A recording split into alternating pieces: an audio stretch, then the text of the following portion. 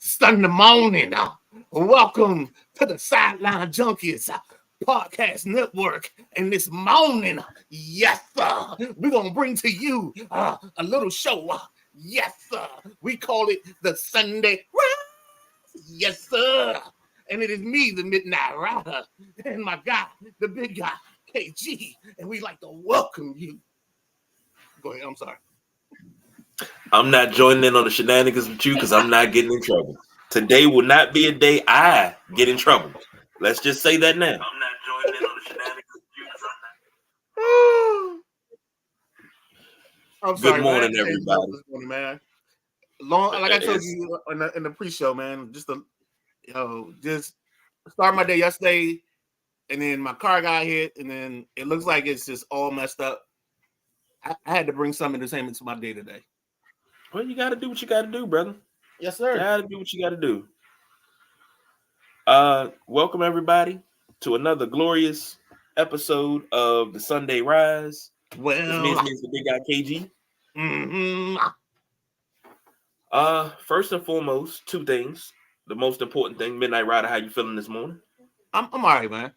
Making my way downtown, moving fast. Because I know somebody in the background said it. Yeah, that's why I look. If you see that scrolling at the bottom, it's a couple of it's a whole reel out there, a whole on Facebook and YouTube. If you haven't seen it already, I need to download it so I can play it here. But the Nubian Sumo did a great spot for Fort Mose, and I need you to go check that out, please. But like we always say, www.buyfortmose.com/discount/maniacs. Get you $10 off your purchase. Any order over $130, you get free shipping. So make sure you get in on that and get yourself a little tasty beverage to sip on after a rough week, a rough day, or just to sit around and your entertaining company. Just to chill out. So that's www. Yeah, a little something, as B Mitch used to say. Put a little something in that coffee, make you feel better. www.buyfortmose.com/discount/maniacs. All right. We're gonna hit this in rapid fire succession. Got a few things to talk about, so let's get to it. Let's stop lying to these people. We're not going to do this in rapid fire fashion. We're going to go down a wormhole at some point. We're going to go off the rails. Yeah. It's going to happen somewhere. I don't know where. Go ahead. Let's go. But we'll let you know where, because you already going to know. But anyway, court storming. Should it be banned? Now, I asked that question because Duke was upset by Wake Forest. Kyle. Whoa. We talking about the same Wake Forest that I told you about 2 weeks ago when they lost to Duke. That Wake Forest team. You gotta listen to us. You gotta listen to us when we talk about teams. We haven't steered you wrong when we talk about teams to look out for. But go ahead. I'm sorry, KG. But Kyle Filipowski was injured. Don't break your shoulder patting yourself on the back. Kyle Filipowski was injured when they stormed the court after the game. It's been quite a few incidents of court storming and players getting injured. So the question is, should it be banned? Midnight Rider. So, like we were saying pre-show, the one time I did let some content out when it was in non-content format. I mentioned to you that the SEC, they actually fine their teams anywhere between 125 to 250,000 if their school or their students storm the court. And it's based on how often they do it determines the amount of the fine. We also had earlier this year, we had Caitlin Clark kind of flop, but she did get hit by the young lady when they were at Ohio State and they lost. So I mean, it's becoming something. I think we have to be careful because some of that also takes away from the students and them having fun and enjoying a win. But we gotta find that happy medium. And maybe what they do is, when it's a big game and it's a big school, maybe you divide security so we can usher the other team off the court in a quick manner and get them out of the way of the students.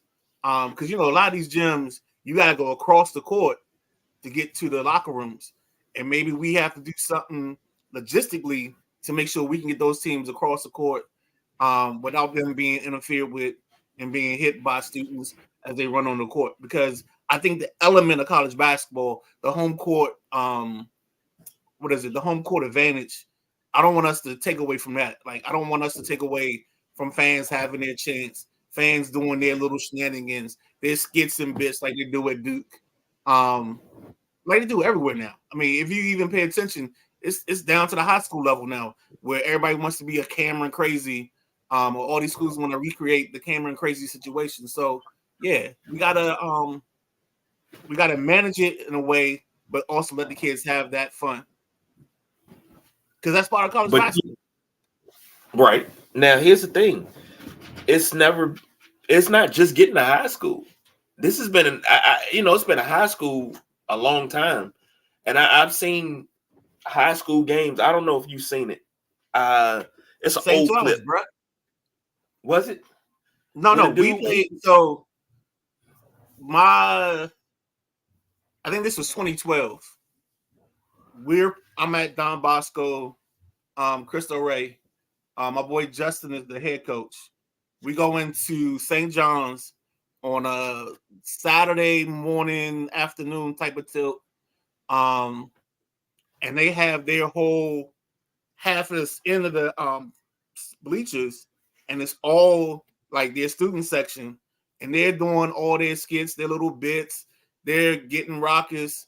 And I truly believe that affected us the first 10 minutes of that ball game, and we were shook after that. And game got out of hand early, and we had no answers to come back. I think they blew us up by like 30 or 40, but really that first 5-minute wave, and we said it in the huddle, like between me and Coach Jay. I was like, yo, if we can't weather this storm, we're gonna be in trouble the rest of this ball game, and we couldn't weather it. I mean, so yeah, I saw it in high school for sure, at least 10 years, if not longer. Well, that's 12 years ago, so that tells you. It was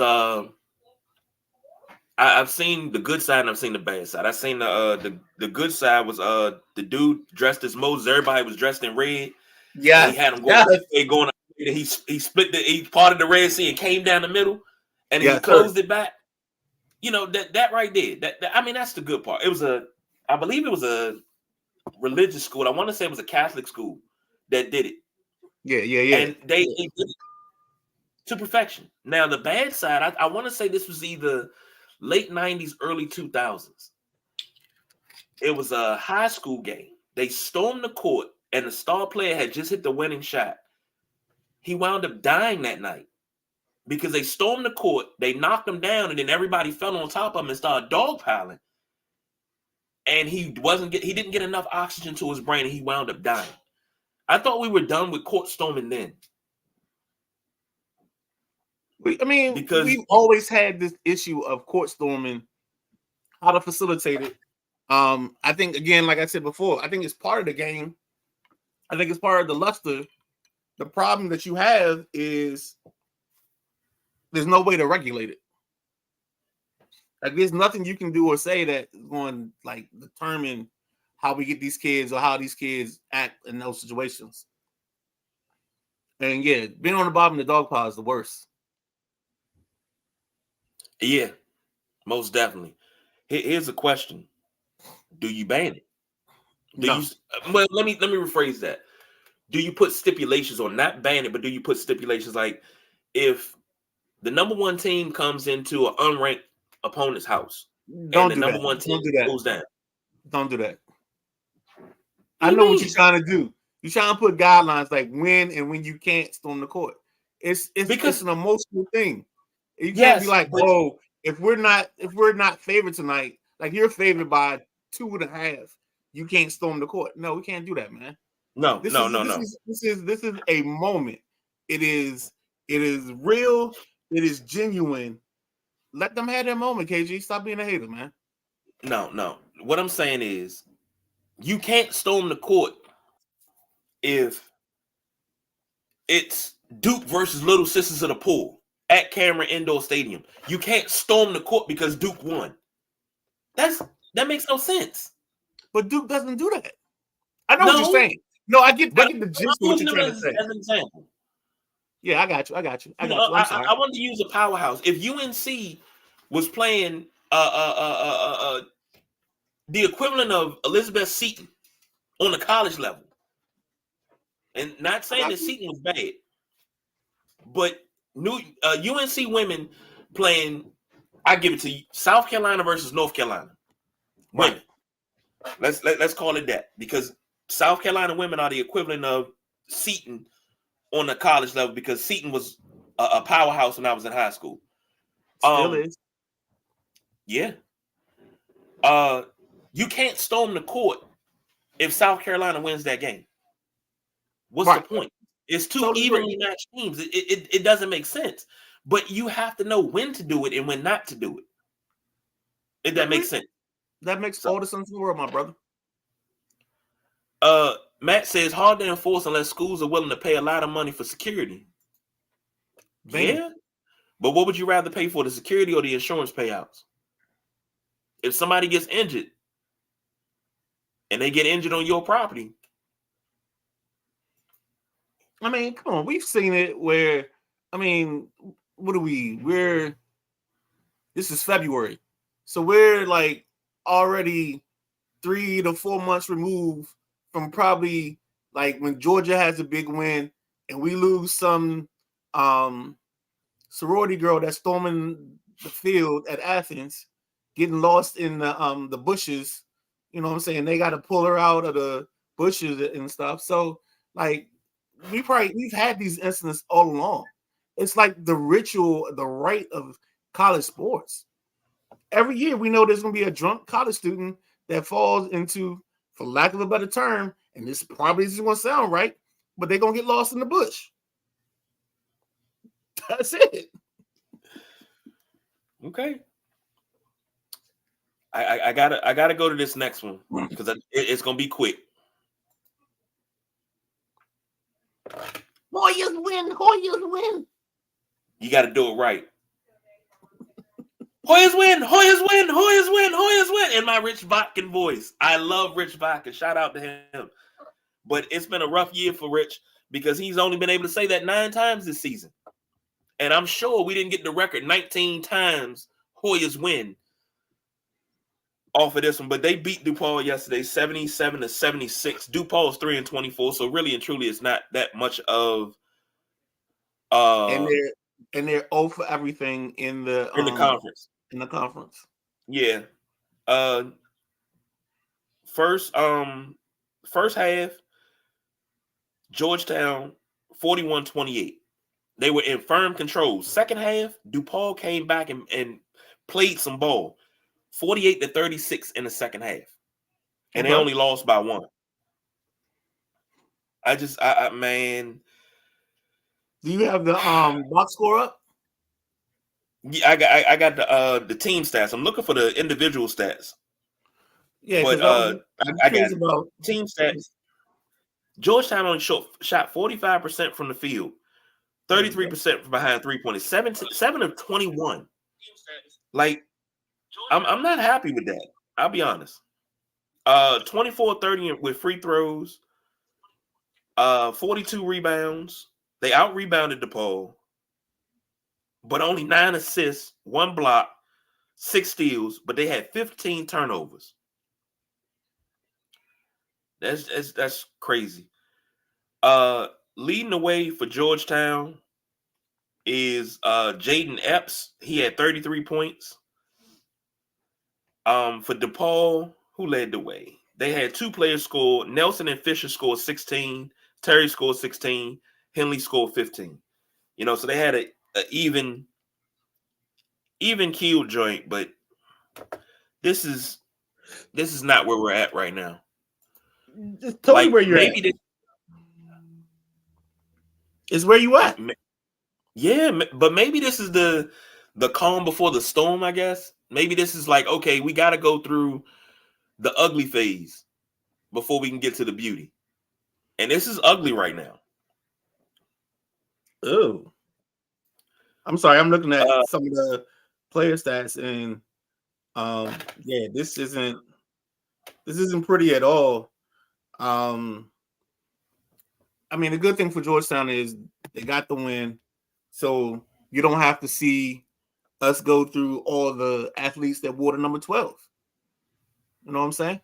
And then, yes, when DePaul and Georgetown, what was DePaul's head coach? If you can pull this, DePaul's head coach back in the day, in the 80s, because them in Georgetown, they were 2 of the toughest teams. And then also got to give a shout out to one of my favorite players, the 6'5" guard from Chicago, Quentin Richardson, baby. He was my favorite player. From 84 to 97, Joey Mayer. Yeah, there we go. Because then his son took over right after that. Well, Ray Mayer was first, and then his son took over at 84. Okay. But yes, sir. Here's the crazy thing. And Matt hit it on the head before I even said it. Last name was Mayer, then his son took over. Yep. Here's the thing, though. Georgetown basketball, period, was must-see TV. I have to struggle to find Georgetown on TV. Georgetown, Syracuse. Huh? FS1. Yeah. Georgetown, Syracuse. They're always on FS1. Georgetown, Syracuse, Georgetown, St. John's. All of those great matchups of the Big East. I remember Big East used to come on Tuesdays when Georgetown didn't play. I remember it coming on actual regular TV. It used to come on Channel 5, Fox 5, WTTG, because they used to have a whole vignette. Morning in Mutombo versus Coleman and Owens.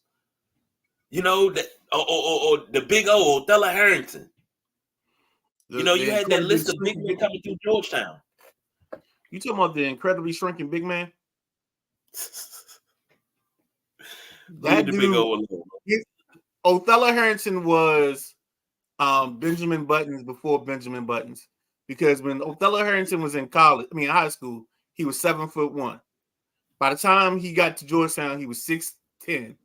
Then he was 6'9". Then he was 6'7". So I don't know how tall Othello Harrington actually is. Well, he's one of the few. He's one of the few jokers from that era that we didn't bump into when we used to go up to Georgetown when I was at Mason. Well, you probably did, but you couldn't see him because he was shorter than you. Probably so. I ran into Jihadi White. I'll never forget running into Jihadi. Jihadi was like, I think I told this story before, but we were going through, I think it was a party at Georgetown, and like somebody's on part of the campus. And whenever we walked through a party, I was always the lead. And for some reason, I turned to make sure everybody was with me. And when I turned back around, it was a black shirt, like one, black tees back in the day. And I just went, and I just looked up, and it's Jihadi White. And I forgot what he muttered, or I forgot what I said to him. Of course, I was probably like, "My bad, dog."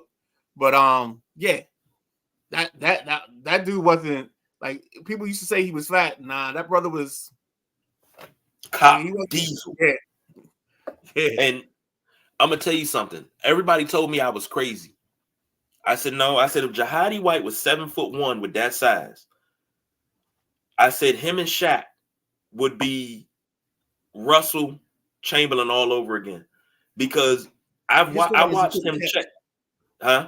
He couldn't. Him and Othello, the biggest problems they had was they couldn't catch.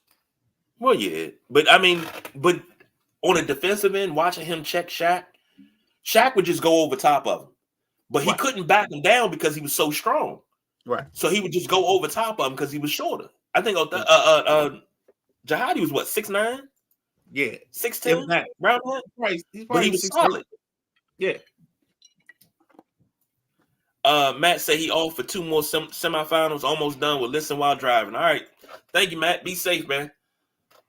We getting ejections today. I'm calling it. I'm calling. What's the This over? is my bold prediction. I got Matt getting 3 ejections today. 3 ejections. All right. Even though it's only 2 games, let's mark it down. Matt, keep us updated. Okay. I think you can get a feisty crowd today, man. Well, I can feel it in the air.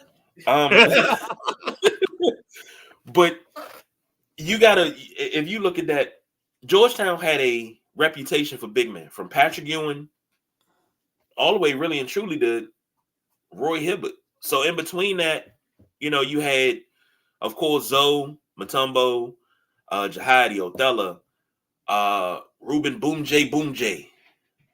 That's yo, dog. You bringing up too many names, man. So I heard about Ruben when he was in high school, because let's go to the RFK effect. I think at that time we were in FedEx maybe, but the guy that sat in our section was he was, I don't know the word for it. He wasn't like the foster parent, but he was the person that Ruben was staying with. So I heard about Ruben like his 10th or 11th grade year. I forgot what high school he went to. No, I didn't. I know where he went. He had that green. He had that gold. He was a lion, baby.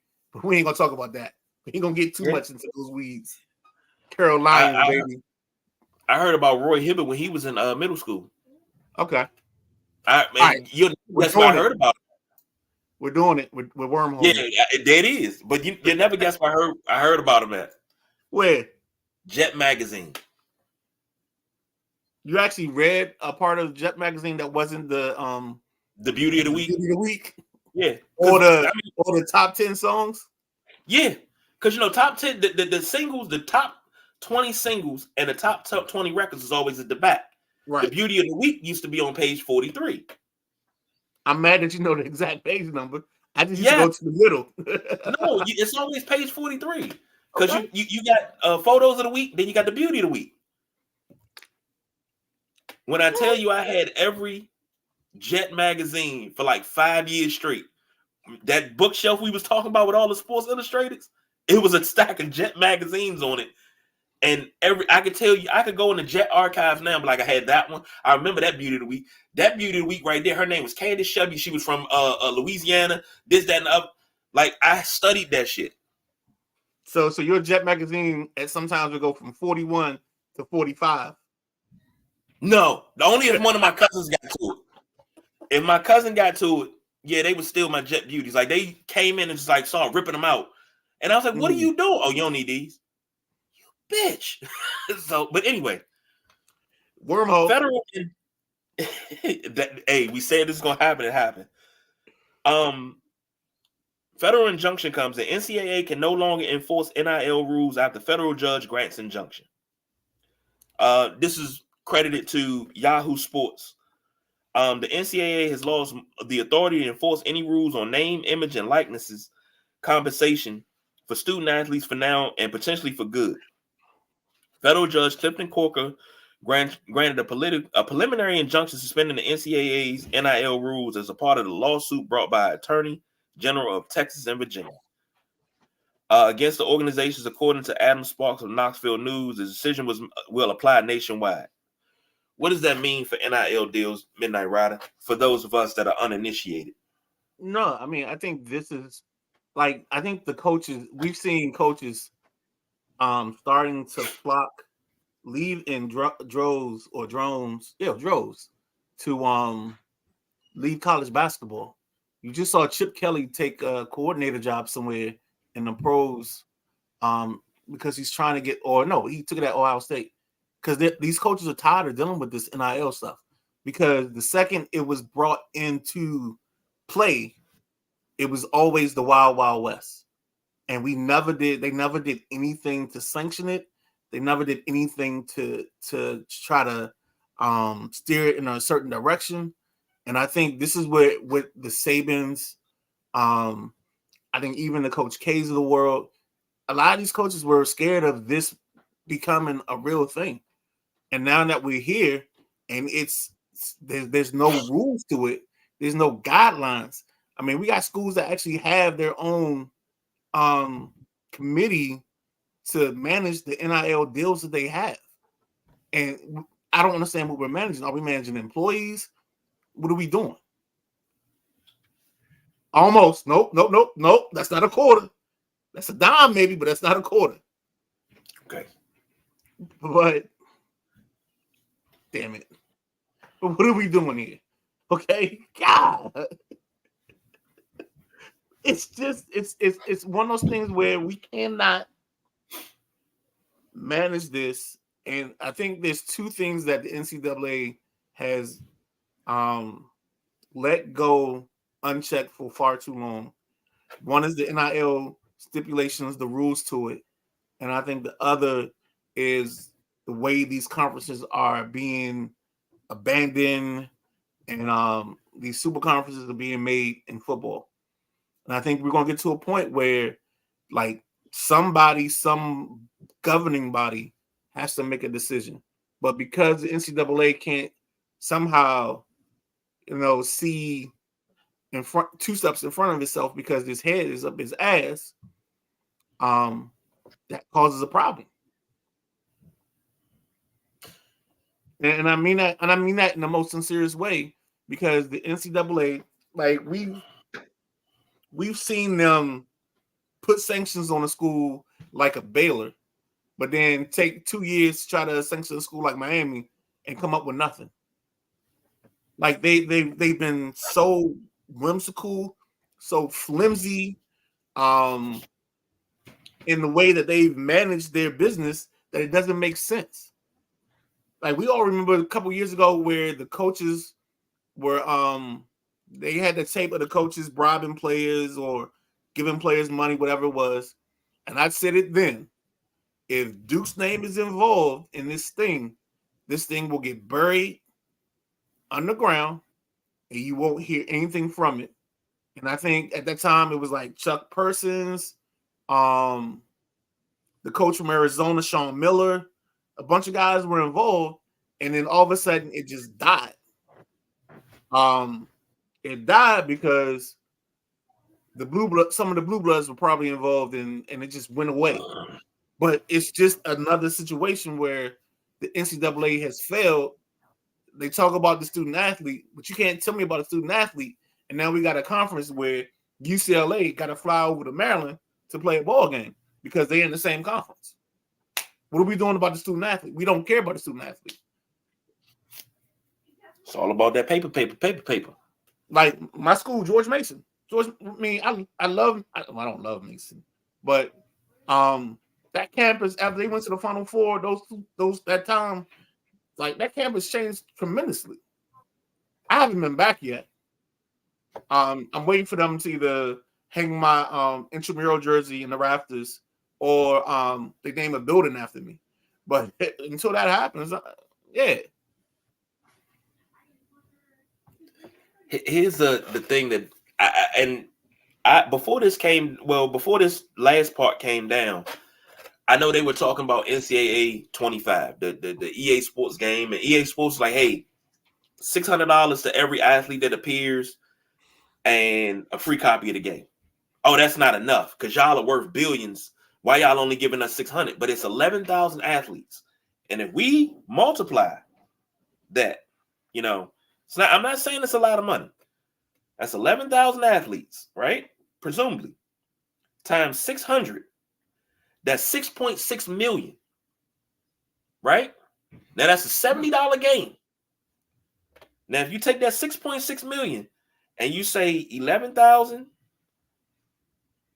times 70, that's $770,000. That's well over $7 million is being paid out, and you still haven't got the money back from the game yet. Who says this game is going to be okay? College football always has a month. I'm not gonna let you do this. you will not besmirch the game of college football. 25, whatever game, whatever it is, because you already got me looking on what's your website? What's your gaming website? DK Oldies. DK DK Oldies. Oldies. I'm getting.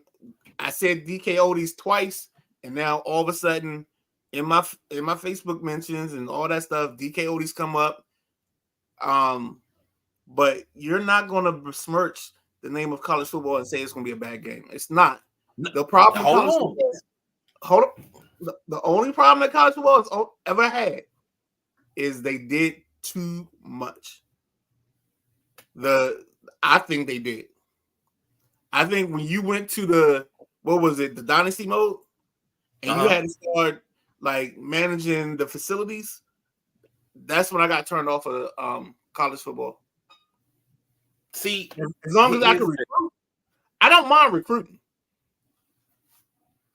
You know what I'm saying? I'll get my kids in. You know what I'm saying?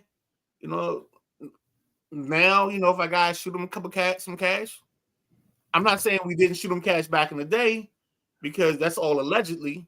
But you know, whatever, the couple kids might have gotten some things from old Coach Conti. I'm not can't confirm, can't deny. See, here's the thing. I personally can deny, because after, what was it,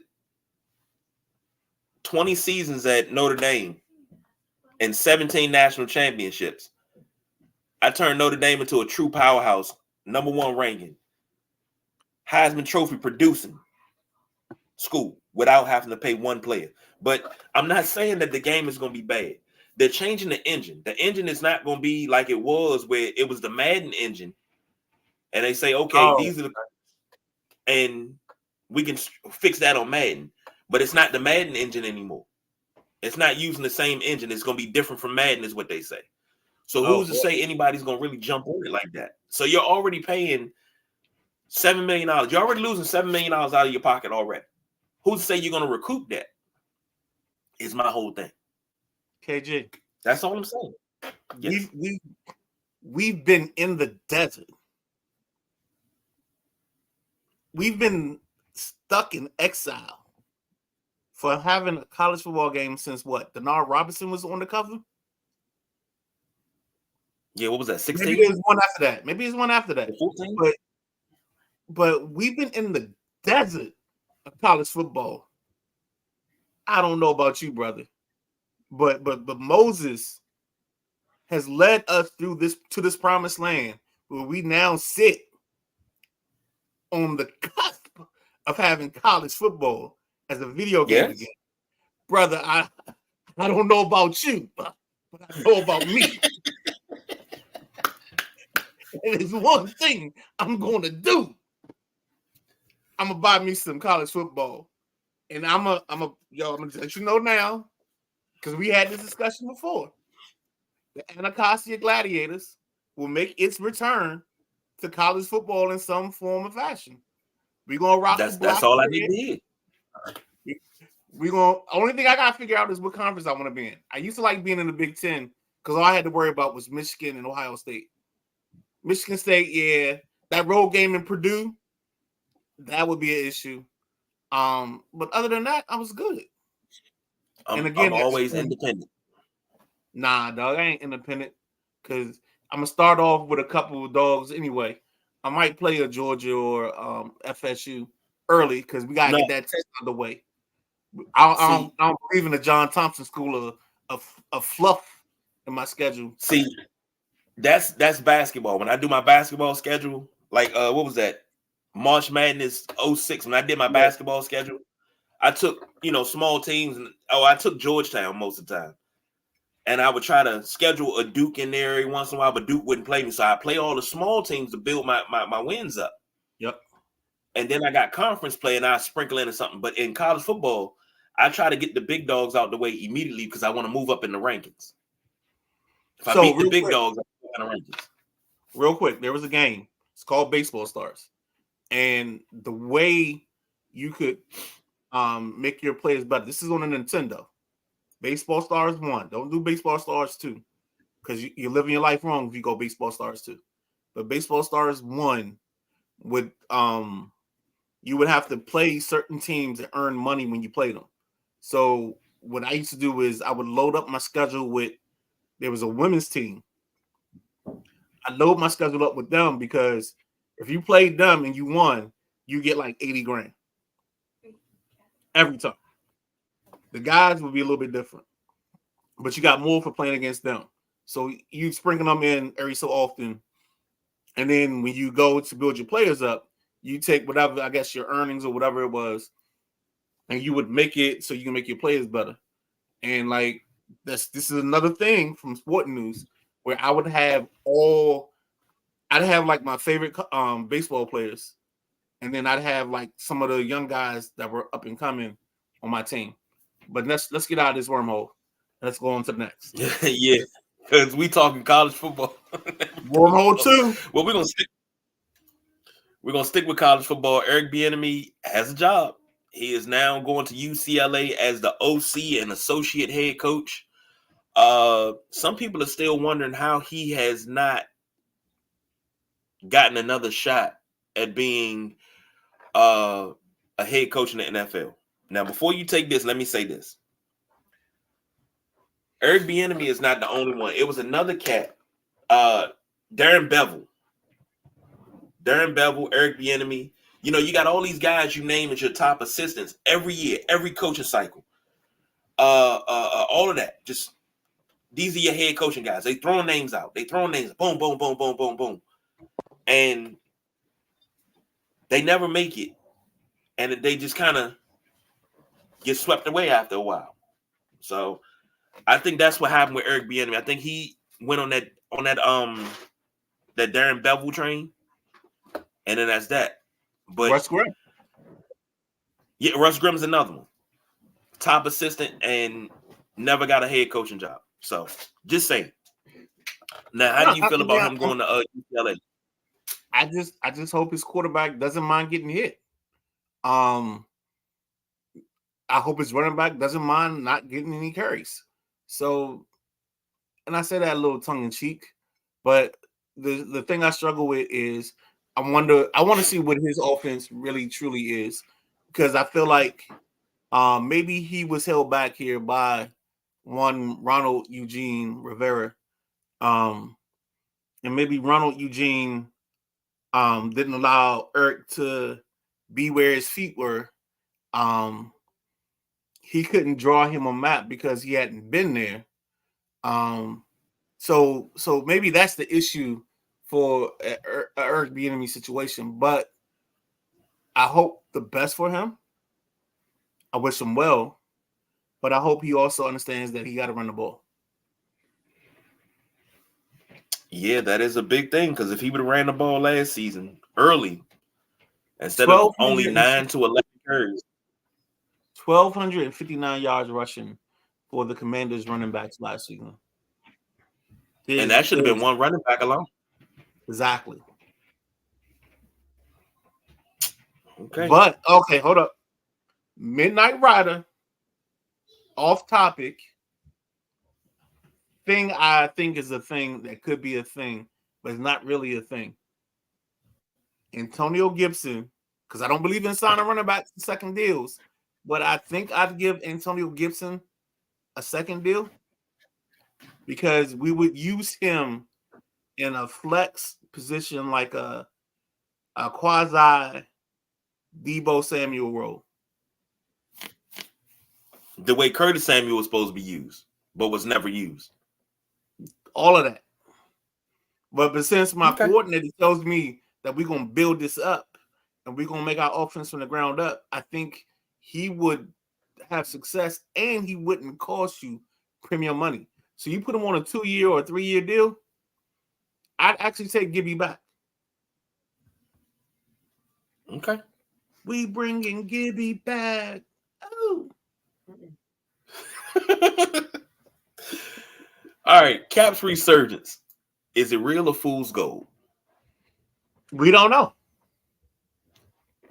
I mean, it's the beauty of it, and I hate to sit the fence on this, but I think it's a situation where You always hear me say this. This is probably another one of my sayings where we'll put a coin in a bucket, but addition by subtraction. And I think you've get Kuznetsov, Yevgeny Kuznetsov being on his sabbatical because of his drug situation or whatever they want to call it. I think him being removed from the lineup completely and them being able to play with some freedom, I think this team has a chance. They're 5 points away from the Detroit Red Wings. But I think they have a chance to make a move. And I don't know what they can get. I would love for them to just be done with Kuznetsov entirely. But we also got to figure out what's going on with TJ Oshie because the other night he left with a non-contact injury. So we got to figure out what's going on with that. And non-contact means a lot of things in our sports world. Yes, it does. But the way the Caps are playing, Ovi is on like a 10-point streak over the last couple games. When you watch Ovechkin, my man Anthony Mantha's been playing out of his mind. I know he's been part of the rumors for like trade bait, but I think if they can get this team, again, this is different from basketball and football, but if they can just get in the tournament with Charlie Lindgren in between the goal playing goalie, I think this team has a chance any night of the week if we can get Ovechkin to be Ovechkin or be this version of Ovechkin that we're getting these last couple of weeks.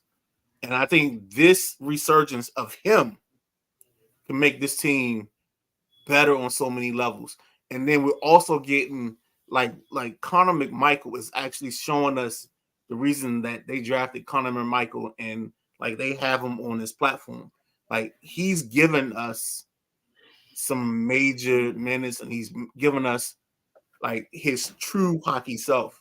So there's gonna be the Caps are in a great space. We just gotta hope that they can have the consistency to keep it going. I'm gonna say But you this know to what? you. No. I'm gonna get off the fence. I don't like being on the fence. It's real. It's real. I'm gonna say this to you, and Matt, I know you listening, and I know you always comment after the show's done because I know you're driving.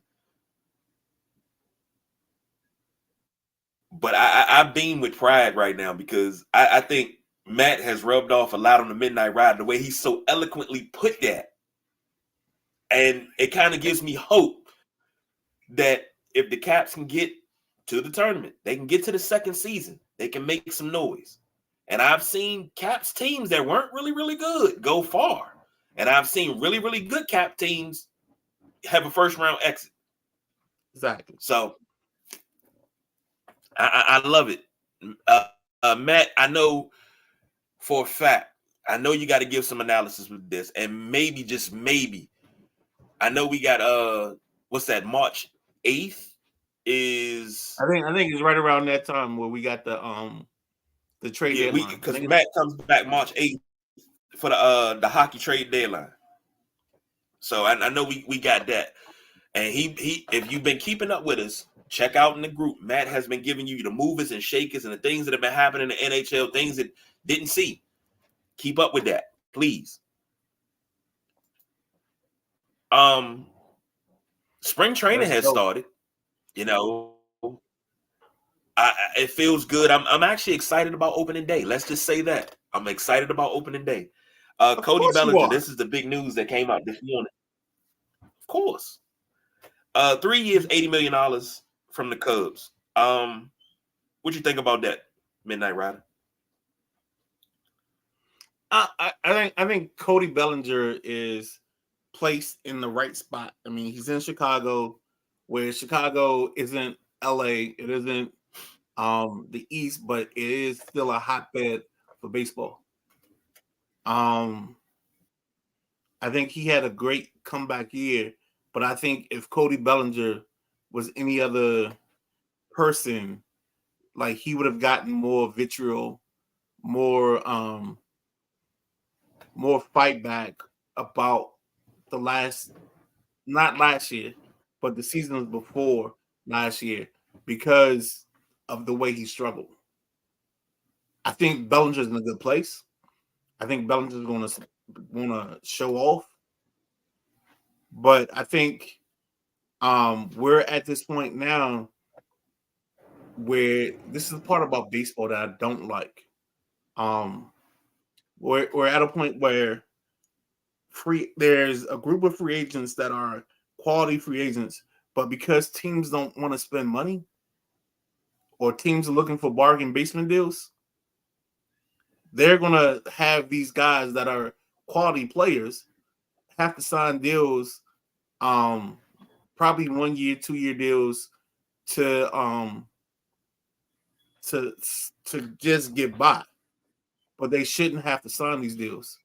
And of course, a lot of these guys are Scott Boras guys, and teams aren't dealing with Scott Boras and letting Scott Boras just make it even though Scott Boras wants you to think you're negotiating against 2 or 3 other teams, but you're not because you're negotiating against yourself. And there are players, Jordan Montgomery and company, that are still free agents that shouldn't be free agents right now.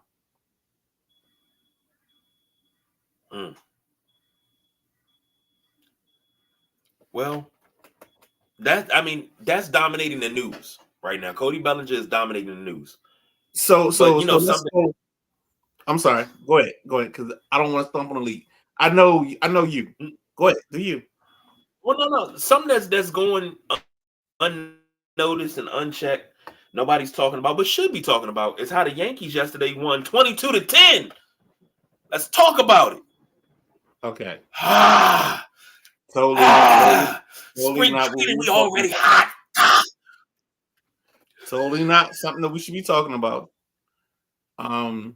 Which what we should be talking about. The look, wait, the look that I just got. Let's go. That too. Is it me or was it your wife? Oh, both of y'all gave me this look like you had this look like, and she just gave me this look like, no. Yeah, it's spring training. I thought you were actually going to. The story of spring training this year, right now, for me, is Steven Strasburg. Like, I don't know. The Nets had this great proposed moment where they were going to, like, retire his jersey, maybe, have this thing with him. And now all of a sudden, because maybe baseball or other owners decided that we can't just give this guy his whole contract. We have this point, this junction where we got to figure it out, and that's the issue right now. That is probably one of the biggest stories, because I think either today or tomorrow, like, Steven Strasburg has to report to spring training. But the thing is, we know he can't do nothing. If he can barely pick up his kids, he definitely can't pick up a baseball or throw it. So we already know anything he does is ceremonial. But we also got to get our owners to get their heads out of their ass, because they are also kinfolk to the NCAA people. Like, they got to figure this out, and they got to make it right and just do it and be done with it so it doesn't linger. You're only paying 2 guys this year. You're paying Strasburg and Corbin. You went outside Joey Gallo. You signed a couple other people for less than $10 million. Like, just let's be done. Let's move on and be good. And then, of course, my man last night, the center fielder, the 6'8" or 6'7" center fielder, his first at bat in spring training, he went yard. James Wood. So that gives me hope. But the guy you gotta look out for, Here's the thing. if you're a Nets fan, Yo-Yo Morales. Kid they drafted second round last year. From I think he's from the University of Miami. Electric arm.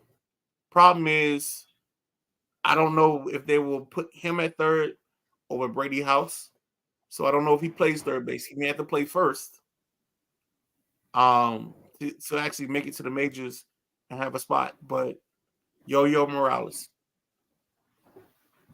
So when he gets a hit or he gets on base, we can play. Can't play with my yo, right? You can play whatever you want. You supposed to continue. That's why I did it. That's why I did it. She knows her cues, man. She knows her cues because when I do certain stuff, I do it for her. Mm. That's beautiful, man. I mean, we can do that, right? Yeah, that'll be the thing. Okay. Do that.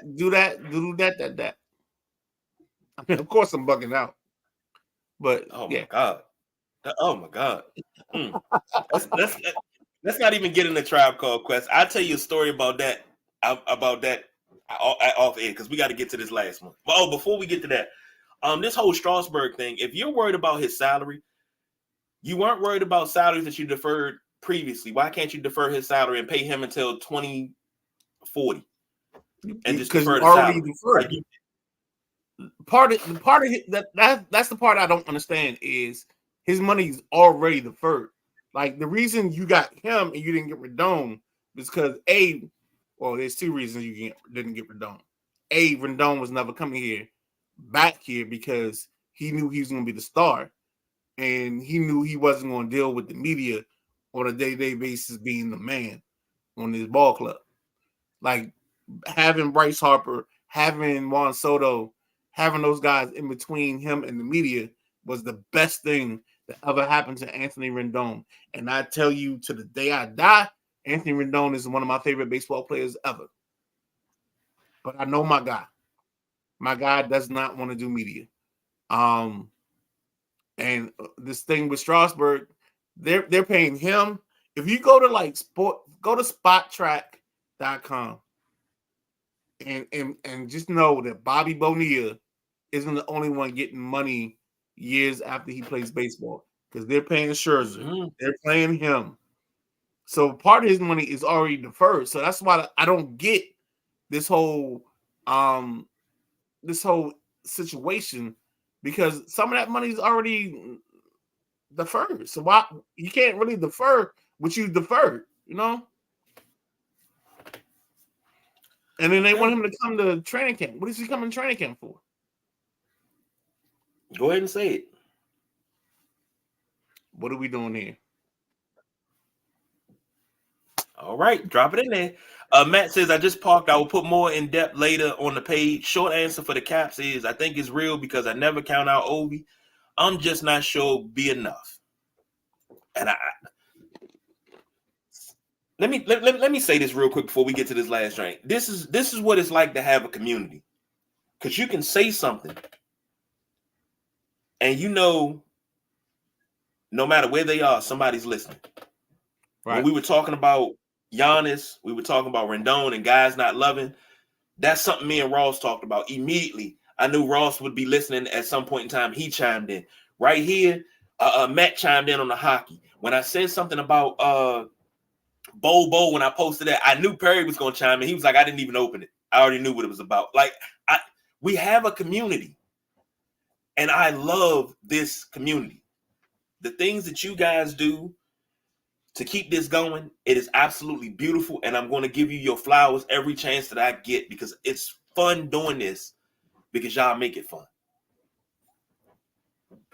So, last but not least, Wizards Wolves.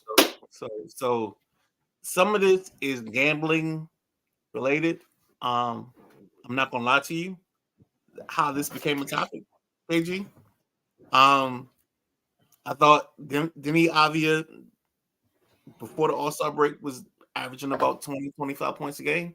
So maybe your boy put some money on Denny Avia having, 20 points. The first night they came back. Of course, he had like 4. The next night, Kyle Kuzma, after just scoring 30, your boy was like, hey, they playing Denver. Maybe Kyle gives me another 30. Kyle didn't. So part of the Wizards' woes are my gambling woes.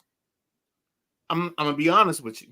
But this team has the weirdest dynamic because they lose ugly. They lose very ugly. I'm talking about fat chick at the end of the bar. And she ain't gotta be fat. She just gotta be a undesirable chick at the end of the bar at like 2:30 a.m. when last call is called, and you either gotta go home alone or you gotta go home with her.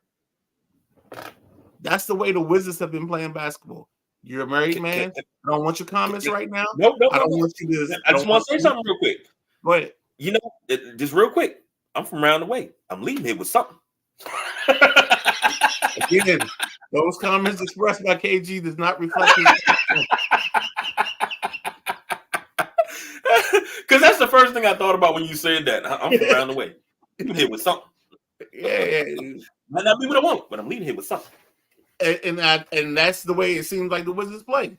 Like it's god awful watching them at times. I do love the fact that the young fundamentals, Bilal Coulibaly is starting to get some moments, some shine. I was disappointed with Denny's first game back from, and that's on me. I'm gonna take the blame.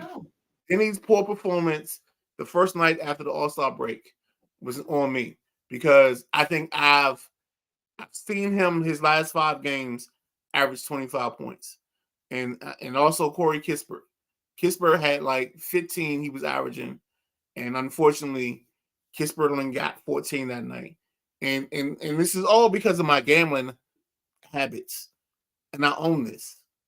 So some of my frustration with the Wizards is mainly because they losing me some money or the potential of having money. But yeah, this team is struggling because I don't understand how you lose by these margins. Like these margins just throw me off. It's you lose by 30, you lose them by 25, but you're out of the ball game by the second quarter. Excuse me. It's not like it's building up. You're automatically out of the ball game already. Let me say this. Let me say this. You lose to the Thunder by 41. You lose to the Nuggets by 20. The Pelicans by 7, 8 to the Mavericks, 6 to the 76ers. Now, these games that are close, these are games you could have somehow won, a stop here, a stop there, a bucket here, a bucket there. It's all woulda, coulda, shoulda. Here's the problem with the Wizards. The Wizards right now, in their last 10 are 0-10. They haven't won a game in the month of February. Okay? It's Black History Month. DC is called Chocolate City for a reason. Well, it used to be. But DC is Chocolate City. And you ain't even representing Black History Month for Chocolate City. We probably Neapolitan at this point. At best. You say what? We probably Neapolitan City at best. I like to call it pumpkin spice. They're 9-47. I like that. They're 35 and a half games out of first. I have to steal your line. What are we doing here? Okay, everybody say, well, West. No, everybody say West Jr. was the problem. Obviously, West Jr. wasn't the problem.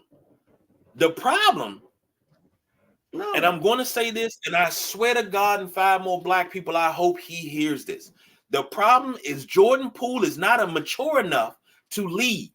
You went from having Bradley Beal here, averaging 30-some points a game, but copping out when the team needed him the most. When they went to the bubble, I'm going to get my shoulder worked on. Dog, they need you the most right now. These young puppies need you. You copped out. You go from that to Jordan Poole supposed to be your number one gun, and he doesn't even really give a damn. He riding off of that fake shit that he had in Golden State. You were the number 4 fiddle in Golden State. You weren't number 1. You weren't the guy. You're the guy here. You should have learned something from those vets out there, from Draymond, from Clay, from Steph, from Steve Kerr. You should have learned something from them, how to act and conduct yourself here. Dude, from an old school cat to you young dudes, you are fucking blowing it. Pretty soon, nobody's going to want to touch you with a 10-foot pole in this league, no matter how much talent you have. They're going to think you're a head case, and they're not going to want to touch you. And you have all the talent in the world. But what do? You hold it hostage.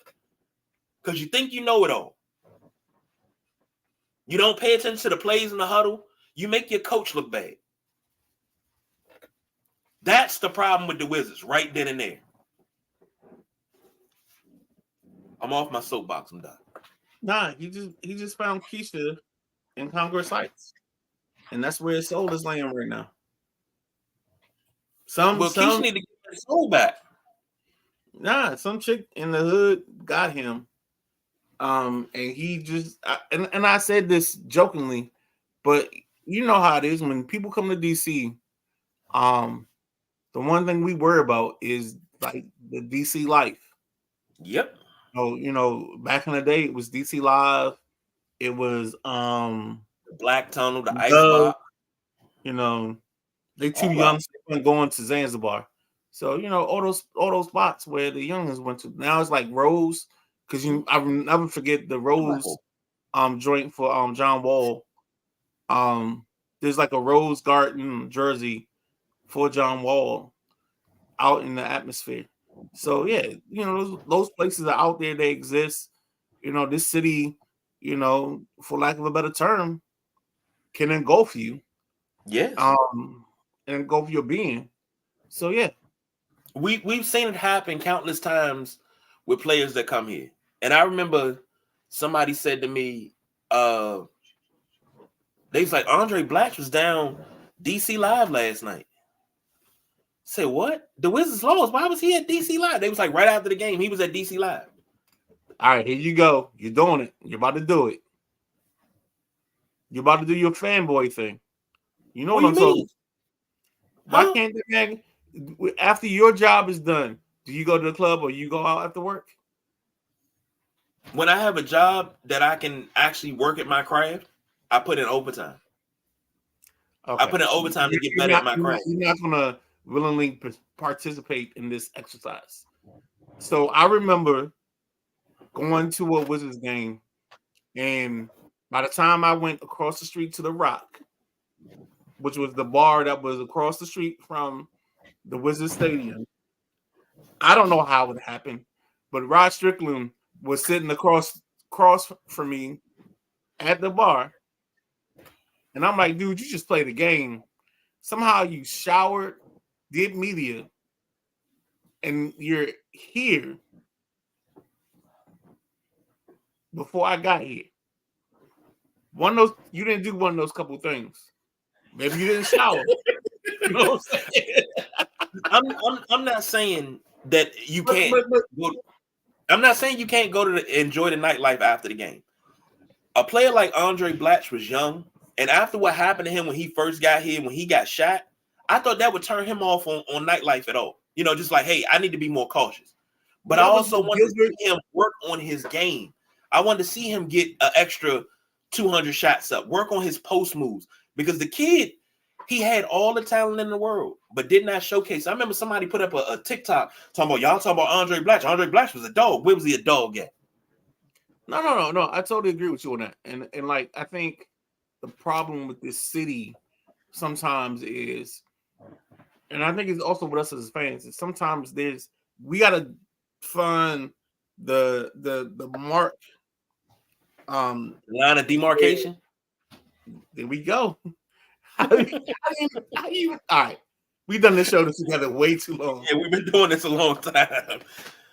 But yeah, the market demarcation where, like these guys got to have a space where they can live their lives. And I never forget this movie, Fever Pitch, where Jimmy Fallon was dating Drew Barrymore. He was a diehard Red Sox fan, and like the Red Sox were down 3-1 to the Yankees. And that night, he goes into a bar or a restaurant, and like Johnny Damon, Jason Varitek, and name your other Red Sox, they were in the restaurant that night eating food. And like they couldn't understand from their standpoint of why were they eating? Why were they able to eat food? And it's like, dog, players don't entertain the game at the same level that you do. They still got lives to live. You know what I'm saying? You can leave a game and be like, oh, I don't want to eat. I don't want to touch anything. I don't want to do this. But they gotta live. And I think that's the difference sometimes. Is like we as fans don't have that governor, that thing that puts us back into place when it comes to managing our emotions about the sport that we love.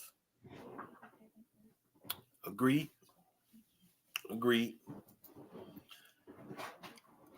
Now you know we're gonna get phone calls about this. I seen it. I think the boss BJ's watching somewhere. I see the big dogs watching. What I tell you? So, huh? What I tell you? Hey, everybody's watching. Yeah, but yeah, we said the pre-show we're gonna get an hour in and be like, damn, how we fit all that in an hour? Exactly. This we had 2 wormholes, a deviation off of a conversation. Yes. And now we're here at 1 hour and 7 minutes. Yes. And everybody else like, how'd y'all make this show go this long? And we like, my bad. It's the conversation. See, this is why we try to talk during the week, so this stuff doesn't happen. But anyway, I've made mention of this before. News came out last night. Flint, what is it? Councilman Eric Mays passed away, and I said I was gonna make it my business to use one of his phrases. This show, and what's crazy is I had used it before, and we laughed about it. But rest in peace to him and condolences to his family. We talked about point of order. You know, when he called the chick a handkerchief head hoe, that is my favorite. But rest in peace to him, man. And geez, for the most part, everybody sit back. We got a lot of sports on today. It's a lot of college basketball. We got NBA basketball. We got some spring training, all of that.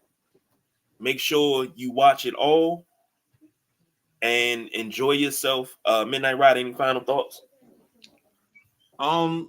Enjoy some college basketball. I was watching a little bit while we were doing the show of LSU in Tennessee, the women's game. So, again, just let sports be sports. Have some fun. Enjoy your day. Make sure you have something that you love on your TV today at some point. And if you don't, there's a couple series that I'm watching right now. I watched Quarterback for the 875th time. Mostly I watch episode 2 when Kirk Cousins comes back to DC.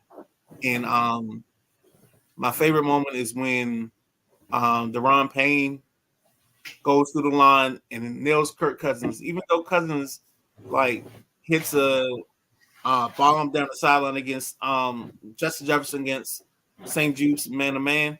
But my favorite part is when like Deron Payne gets up, smacks Kirk on his backside, and was like, "You'll be all right." And meanwhile, Kirk Cousins is gasping for air because Deron Payne knocked the wind out of him. Like that is my favorite. That is so that's one of my 2 favorite episodes of like regular shows. The other one is on Prime Video when the Eagles have their season cataloged by Prime Video. And you're gonna be shocked by this, but it's the game where the Carson Wentz led Eagles come to FedEx They lose the ball, they win the ball game. But I love that effort from that Commanders team that night. I think early on, Dwayne Haskins hits Terry McLaurin for like a 74-yard slant route that opens up the scoring. But the problem was that team, and the reason I look at it is because that game capsulized that team in that moment.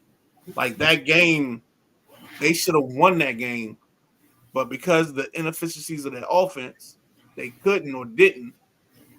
In the game, they probably should have won by 7, by 10, because they were inefficient in the red zone or inefficient when they got turnovers. Yeah, they ended up losing. Well, outside of sports related, we do have The Walking Dead, The Ones Who Live, coming on tonight. So I need that in my life because they done took my other shows off. Winning Time, they canceled. Godfather Harlem not coming back for quite some time. I need something to watch. They canceled Lovecraft Country. All my Sunday night stuff they keep canceling. So everything I like. So I gotta find something. But in the comments after this video, please, or even on our Facebook page, man, drop some TV stuff that we can all watch together. That way we can, when we got a slow day, we can just all talk about TV shows and music. Hey, quick question. So I made spaghetti last week. Uh-huh. Still good today?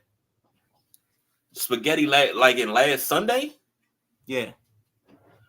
Spaghetti's good for 7 to 10 business days. Did you put you kept it in a big silver pot? I kept it in a sealed container. Okay. Yeah, that's good for at least a month. What?